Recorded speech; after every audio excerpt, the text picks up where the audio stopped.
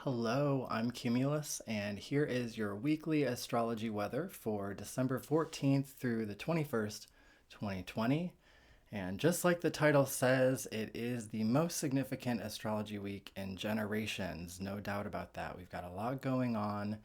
A solar eclipse new moon, which would be a lot in itself, but adding this great conjunction of the slow movers, Saturn and Jupiter, to that. So we'll talk about what all of that means and the daily transits as we go through this week here on this report. So, let's break this down, right? So we've got a solar eclipse, we've got a great conjunction, things are moving, things are changing. That's pretty much understood at this point. But why is this the most significant astrology in generations? It's because it's all kind of happening at one time, right? We've got a new moon solar eclipse, which is a lot in itself, which signifies strong new beginnings. A new moon is a time of intention setting. It's a time of, preparing for what's new and where we want to make progress in a certain area of our life, depending on where it falls in your chart.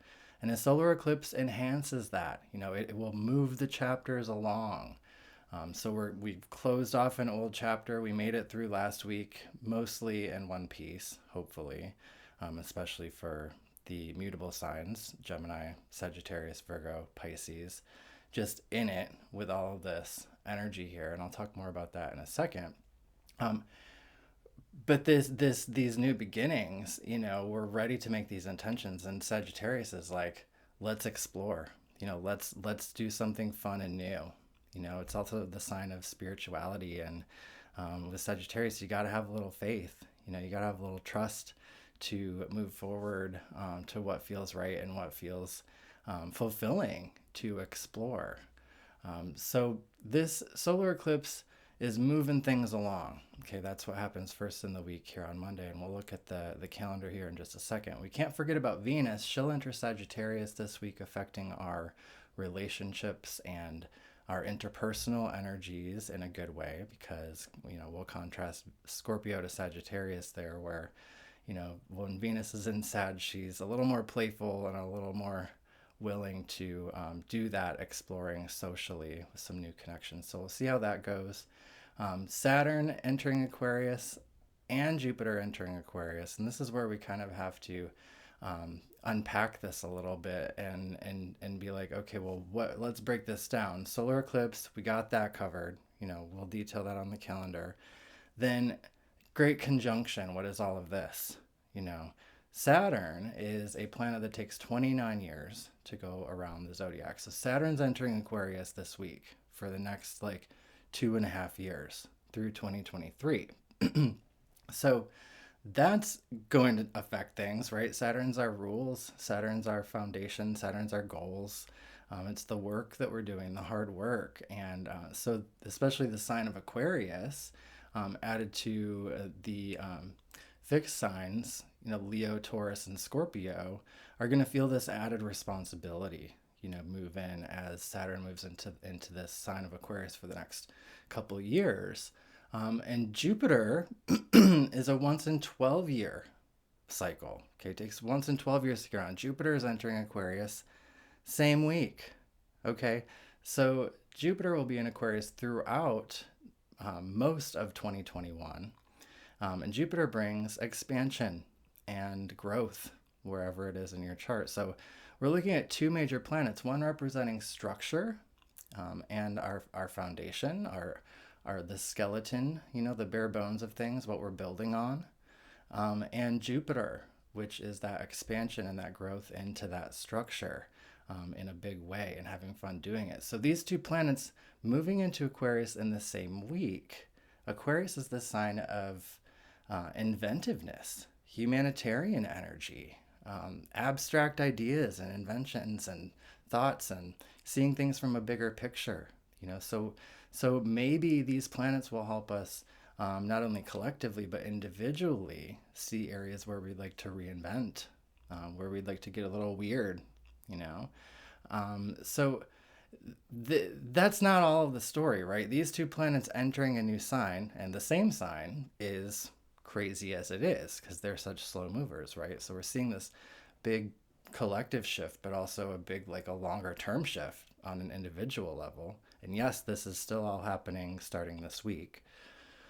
We've got the great conjunction, so this is when you can actually look up in the sky and be like, oh, Saturn and Jupiter are right there next to each other. Let's see if I can find them on the map behind me. Oh, they're right there. So, doop, Saturn, and still working on it, Cumulus. You get the picture. So Saturn and Jupiter together up in the sky, very, very close. The first, or the closest sense, I think it was the 1600s. But this conjunction happens every 19.6 years. Okay, so that's like almost 20 years, right? So Saturn and Jupiter only meet up every 20 years. Okay, but it happens in a different sign each time. So I hope we're putting this together. Saturn and Jupiter are their once in 20-year team up conjunction. It's happening the same time they're entering a new sign together, sign of Aquarius. So I hope that makes sense. It's all a synchronistic click, of all of these gears that are, clicking into place right before, added to this, the winter solstice on December 21st. So we'll cover that and, the energies for next week in next week's video. But we're seeing the wheel of the seasons change, but we're also seeing the wheel of the seasons change in some bigger cycles. If we're seeing that, putting those all together, clicking in the eclipse and these heavy hitter planets moving into Aquarius at the same time, a lot is moving, right? So we can't really, talk about this week in a daily sense without talking about this week in a whole first, because of these big cycles that are shifting this week. So what does that look like on the calendar? Here it is. I'll get out of the way of Saturn there. We've got our new moon in Sagittarius solar eclipse today, and the official new moon time 11:17 a.m. The eclipse, I think, is 11:13 if we want to get really specific about it. It can be visible from southern South America, but this conjunction of Jupiter and Saturn that we see up here, Saturn and Jupiter, is visible in the night sky all week and will continue until the sun gets too close, to them to we can see. So it'd be like early evening time when they're the brightest there in the sky. So this Monday we're making those intentions. We do have the typically lay off the gas and relaxing moon void of course time Monday right after the new moon. So it's a mixed bag. It's things that it's time for, will happen in those times. It can be a resistance-free time for your intentions, in my opinion. So don't hold back from the intentional work here starting today after the new moon, going into the first few days of the week, because these intentions you make will blossom over the coming 9 months to year and a half, given the right attention. So on Tuesday, we'll see Venus enter Sagittarius, and this is the thing we can't forget about with all these big headlines happening, because Venus in Scorpio is very like taboo. She's like talking about things. She's like, talking about those deep topics, like not only like who am I loyal to, who can I trust, but also talking about like she's using her and he's manipulating him, and these types of like, they kind of almost like gossipy energies, these like little like under the ground communication kind of things socially. Not saying it's all like that. Venus and Scorpio can be a very deep and connected love kind of energy, but she's kind of like, going through the underworld in a bit in that sign, and she's like no nonsense. And so in Sagittarius, she's a little more playful, a little more fun, like, oh yeah, let's go there, let's go out, or let's travel to this place, or like, let's explore this idea, or share, do you want to share more with me about this spiritual insight that you have, things like that. So people with Sagittarius energy, those with Venus in Sagittarius or Aries or Leo, the fire signs, or even the air signs, Aquarius, Libra, Gemini, will feel a more connected vibe in their communication after this time, because Venus will be supporting them in that sort of more lighthearted and passionate, connected way in those fire and air signs. Speaking of the signs affected, this new moon will continue to go, through the rest of this week. So the signs that are really going to be feeling this could be taking a little TLC. It's not just about like making intentions and running with it. It's acknowledging that you've been through two eclipses, the lunar eclipse November 30th and the solar eclipse here Monday the 14th. Directly affecting the Sagittarius and Gemini axis. Okay, so if you have Sun, Moon, Rising in Sagittarius, Gemini, or the other mutable signs, Virgo, Pisces, definitely feeling all of this shift. So take the supportive vibes this week, which we'll talk about. There's if you look through the aspects this week, there's no squares happening. Okay, those are the tense ones. It's trines, sextiles, those are harmony, those are support. So have some trust, have some of that Sagittarian faith that, the universe has shown you what it's shown you now, because you're through both eclipses, and we're ready for what's next, and to take this information and run with it, and to build something out of it, with Saturn and Jupiter getting ready to move into Aquarius. So again, it's not all this whole thing compacted into this one week, it's this week is starting a bigger picture process. So again, we're going to have Jupiter in Aquarius all the way through next year, giving joy and expansion to Aquarius, and Leo also, adding a little fun to this process of Saturnian responsibilities. So those fixed signs, Aquarius, Leo, Taurus, and Scorpio, yes, added responsibilities with Saturn, and topics about work and goals, that we're committing to for the next few years or more. Or sometime, if it's your Saturn return, if your Saturn is in Aquarius, you're committing to the next 30 years of work and long-term goals. So it's like taking the time, taking the effort needed to really do something from the ground up. It's really important. And since Jupiter is there helping us start the process in a really fun and growth-oriented way, those signs have there's never any need to worry about astrology. But when Jupiter is there, it's like, oh, okay, everything is like got a little added bonus to it. We can feel like there's a little joy in this process too.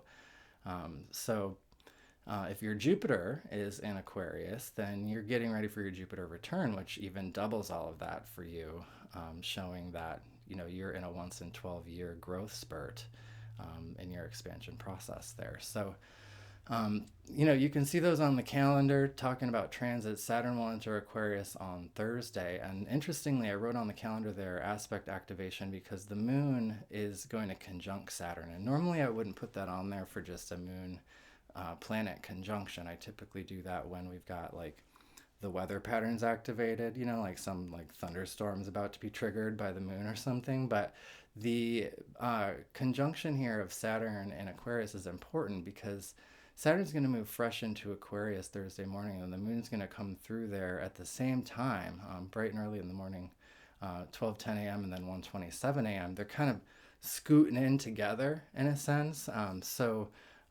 Moon support, shows that dialing into our daily life there. We might even notice some of those Saturnian things as early as Thursday, Friday, with the moon in Aquarius there, taking new responsibilities, thinking long-term about things, and being realistic about our emotional energies, our domestic energies, what's fulfilling for us in the realm of work and long-term potential.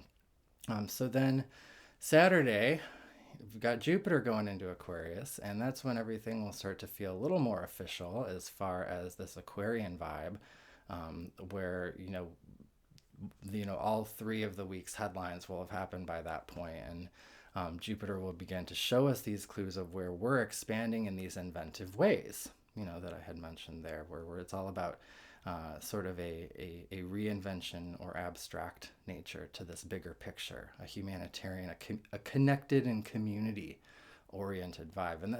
And that's one thing about Aquarius that didn't come up yet, is how involved in the realm of community there. Aquarius represents our interconnectedness, so it is really interesting that We got a preview at the beginning of this year when Saturn entered Aquarius for a little bit, and social distancing happened nearly immediately because it's just interesting to see that association. Now Saturn can be limits, and Aquarius is our community connections, but that's where we have a little of that trust and reinvention, right? Getting abstract about it. We're seeing some different kinds of solutions come through here. Next Sunday, you can see there's the actual great conjunction happening. Sunday into Monday is the exact day where we'll get the sun in Capricorn, which is the winter solstice, and that we'll cover that on next week's video. But that's when our wheel of the seasons changes. The sunlight begins to come back and start rising again in the northern hemisphere to add to this Aquarian stuff happening. So it should be pretty exciting. And again, we have no tense angles this week, except I haven't mentioned this one yet because it's kind of a lurker. Down there in the bottom of the screen, right there, Mars, who's our planet of action and ambition. It's our masculine energies. It's like, let's go get this thing. Let's do it. Let's act now. Mars is in total support here. Let's just start this out at the new moon. Mars and Mercury trine is supportive communication, linking things together, making the call, the email, getting things figured out, but in a square to Pluto, which will technically be active all week and then be exact mid next week, it can feel like that kind of like stuck or bullyish kind of vibe. Where we're just making sure that we're aware of our use of power and how everybody is sort of using their power and their energies, and if it's in a way that's empowering to others, But I feel like with all the new vibes going on, it'll be very apparent who's trying to like pull strings for certain reasons, and then who's actually very supportive or empowering. That contrast will probably be felt. We'll be able to see who those people are who are empowering us, and then seeing who those people are who are trying to control us in some way, in those more simple explanations as far as like interpersonal stuff. So it could be time to really go hard on the new beginnings and put your foot down about something. It also could be time to wait for a better day to act. Sometimes Mars and Pluto are things that are just out of your control. There's certain times there are non-controllables that we have to work around.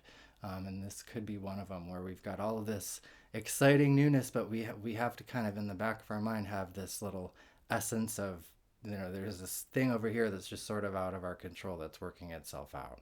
And that's the last kind of frustrating angle that they have this year to kind of put a finale on the 2020 drama with these masculine energies. So overall, it's not something we have to really talk about this week.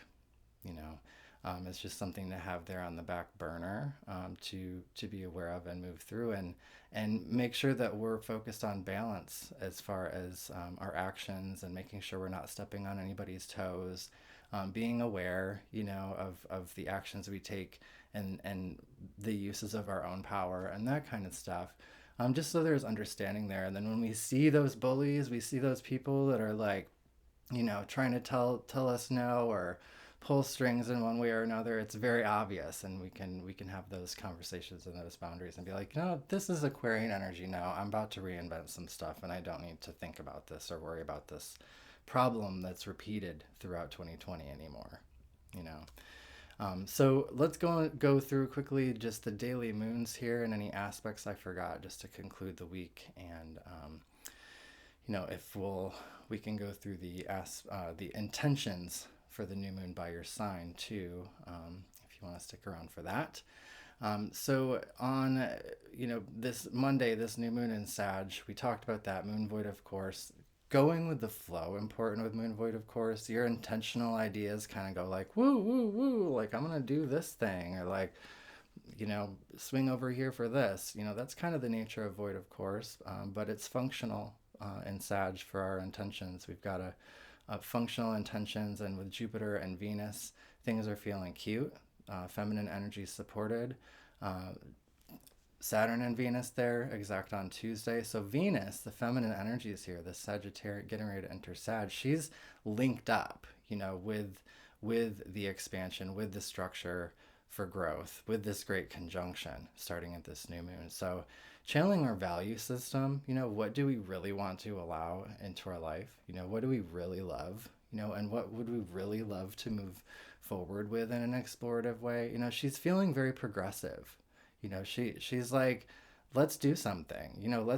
Let's work something out. Let's build something. Let's get creative. And so reaching into that aspect of what are you magnetizing, and who are you reaching out to, who are you connected with that feels supportive to this longer term goal. So moon goes into Capricorn Tuesday, Wednesday, to finish out this Saturnian process, good work days with moon in Capricorn. And moon in Aquarius, Thursday, Friday, we talked a little bit about that, how that's supportive of reinvention, community connection, getting a little weird about how we're going to make these goals work over the next few years with Saturn and Aquarius, changing our own rules a little bit.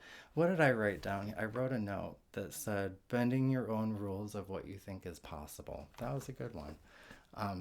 Because Saturn's rules, right? Aquarius is kind of bending the rules. It's that Uranian, like, abstract, well, we could do this with it kind of thing. And so challenging, like, what you think is possible, opening up for inspiration. And then Saturday, Sunday, moon in Pisces. Oh, sweet Pisces. Those are days where, we're feeling artistic, we're feeling poetic. We're feeling like sailing off to a calm pond. Venus is trine Chiron, which is healed relationships or connections that feel more supportive than unhealthy relationships that might have been seen over the last couple months with all the drama. And we've got our conjunction of Sun and Mercury Saturday, Sunday, which provides a union of our communication and plans and our life force, our intentions, right as they're entering Capricorn at that turn of the wheel here for Yule time at the solstice. Very, very exciting time.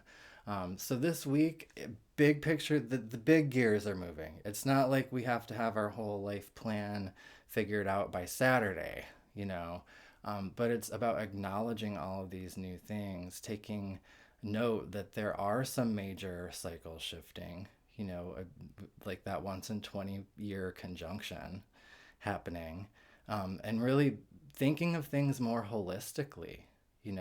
Yeah, we've got good meetings and good conversation on Tuesday with Mars trine Mercury, but what is it leading up to? What are we making of this whole thing? So it's more of a long-term logic than a short-term instant gratification kind of thing, feels like. So that feels good for the main part of the report. And if you're curious about your new moon intentions by sign, we can cover that next. And I'll just go through quickly to what house your new moon is happening in for your sun or your rising sign. It can be fun to work out and get some ideas about the intentions you want to make here Monday and afterwards. Before I talk about that, if you want this calendar behind me, or any type of astrology information, you can always go to my website, astrologywithcumulus.com. I'll get out of the way there. And I've got everything on there. And then on Patreon, doing the calendar subscriptions where you get a full calendar PDF each month that gives you all of that information ahead of time if you want to plan with the planets.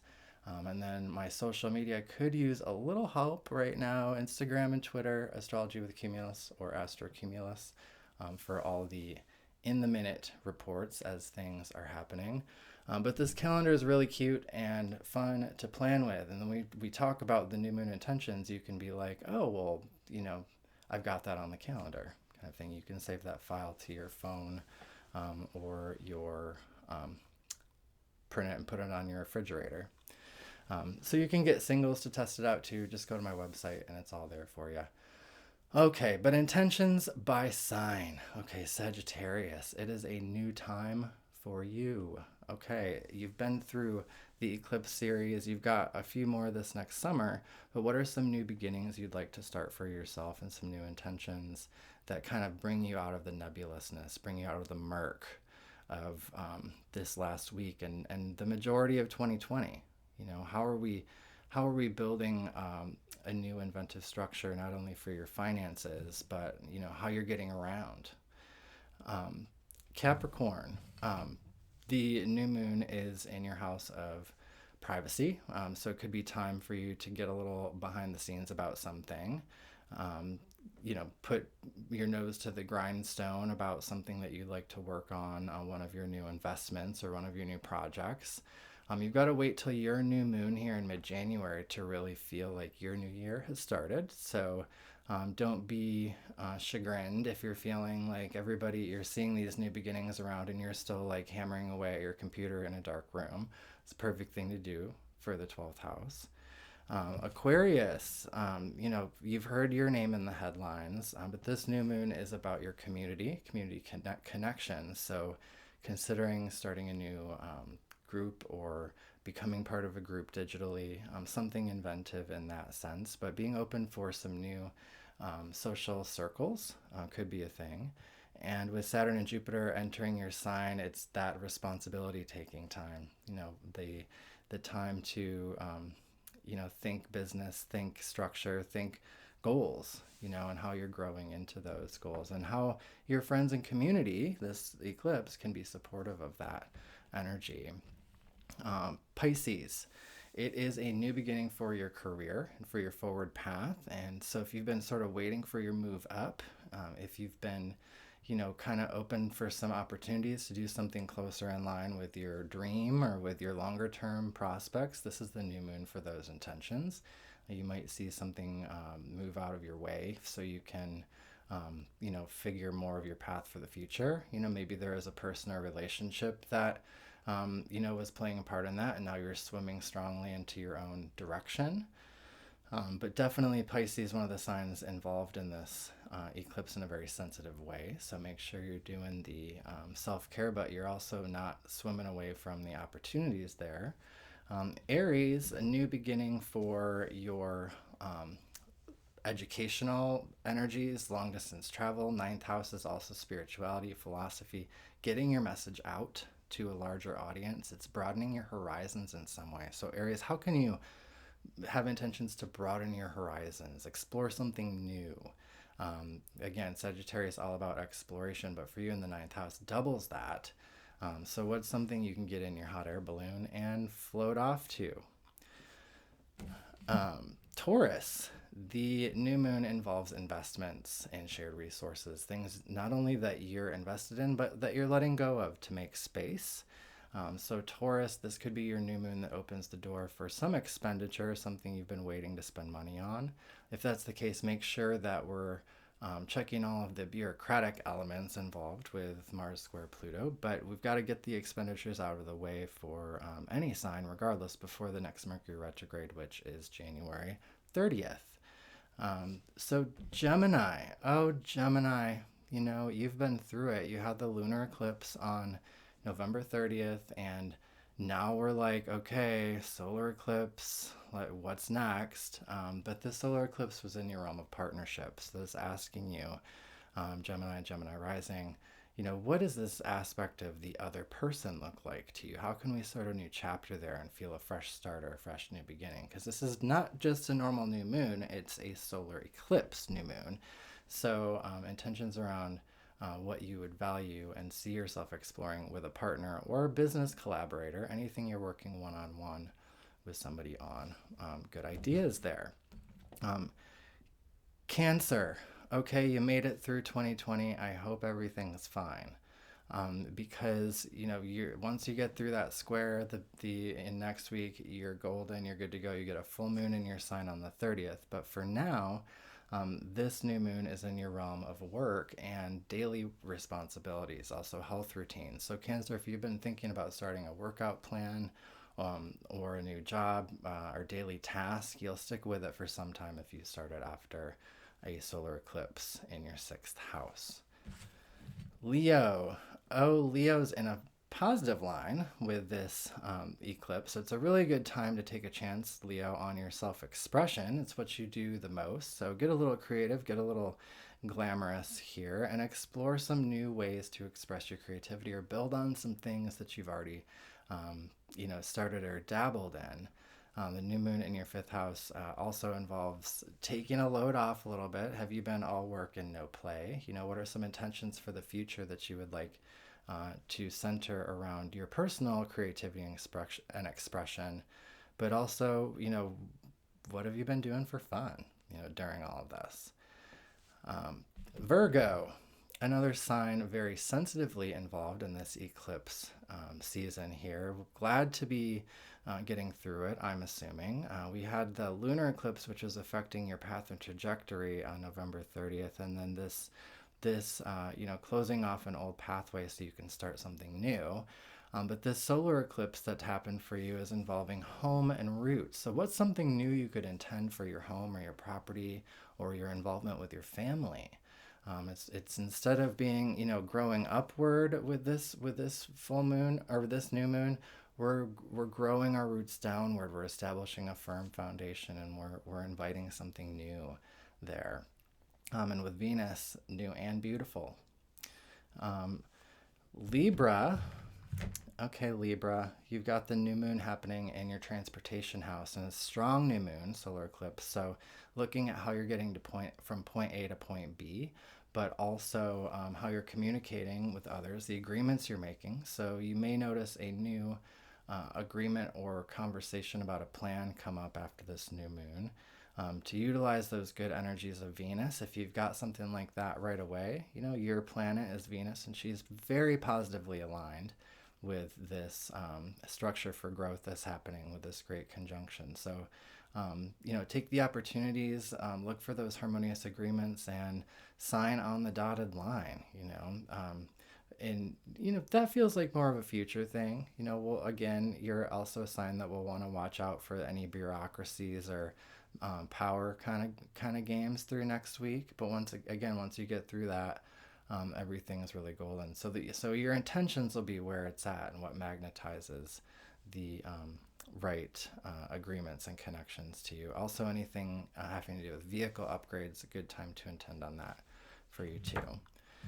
Scorpio, yes, you're going to be feeling the added responsibilities here with Saturn and Jupiter involving your home life, but this new moon is giving you a refresher for money and finances, what you really value. So let's get that started first, but they kind of work hand in hand. The planets are asking you long term, what is the sustainability and growth probability look like? How much room for growth do you have where you currently reside, or what your current relationship is with your home base, and ways to make that more productive.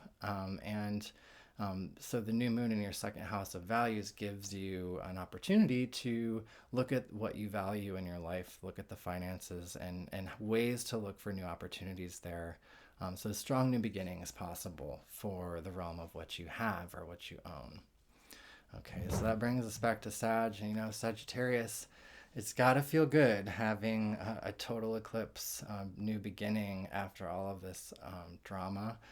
So these new beginnings focused on you and your independence and sense of self. Not underestimating the sensitivity there, but you've got it, and having that trust and sticking to what's fun, moving into this brand new cycle for 2021. It's kind of a big deal. So again, if anybody has any more specific questions, you're welcome to reach out.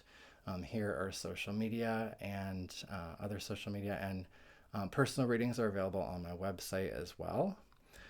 And starting a new thing this week, it's in the social media exclusive. If you want a quick check-in on your chart, but don't want to do the whole full detailed reading shebang, which is great.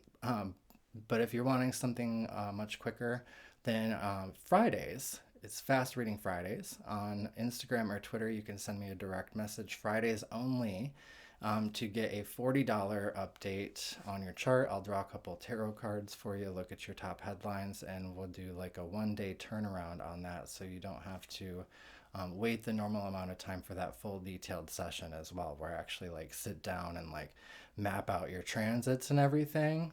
This would be a quick take or a quick glance to give you a nice chunk of info for anything that you're wondering about. So again, that's Fridays only on social media, but you can order readings anytime at astrologywithcumulus.com. Okay, I hope that was helpful for you, and I will see you next week. Love you. Bye-bye.